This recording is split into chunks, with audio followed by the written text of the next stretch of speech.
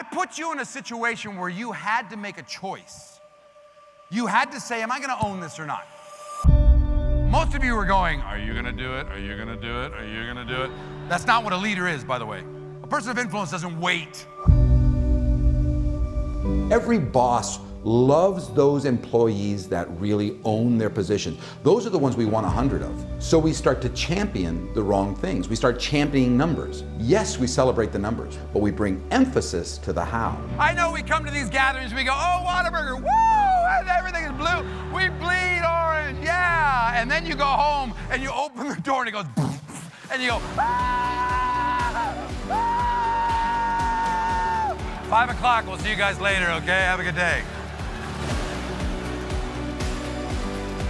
This is the way it is. This is called business. So if the business isn't the problem, then what's the problem?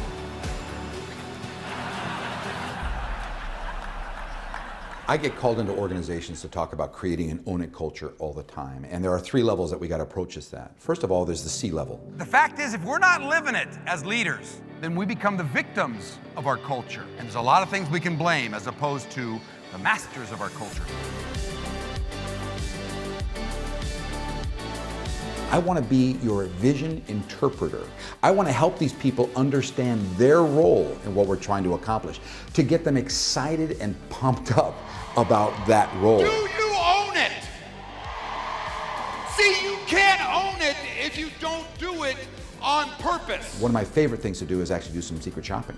So I'm going to come out to your organization and experience what it's like. A lot of us think that if we hire right, that's it. You just got to hire the right people. And the idea is that we actually create a culture. Michael has obviously done his homework because he talks about things that are specific to our industry, so what our people are facing in the field. They're moving on to the next tornado. They need somebody on the outside going, by the way, this was you that rocked. You nailed that. And their confidence starts to go. He has so much insight into exactly what your sales force or your company is going through.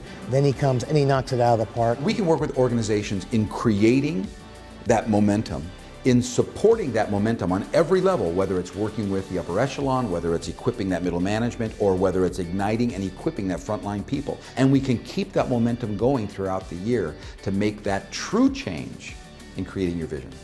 Have you ever worked with that person who's super nice, nicest person in the world, until you add a little tornado? And then they mutate, they go, look at me, do not make eye contact right now.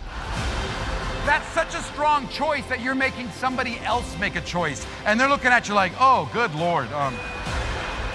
Subconsciously, you are reaching into that bag like crazy. What am I gonna do? What am I gonna say? And out it came.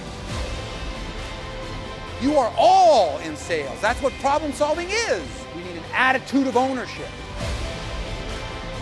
They have an event that is focused to launch into a vision, and then we keep that vision going throughout the year with motivation and training. When you have both, you've got momentum.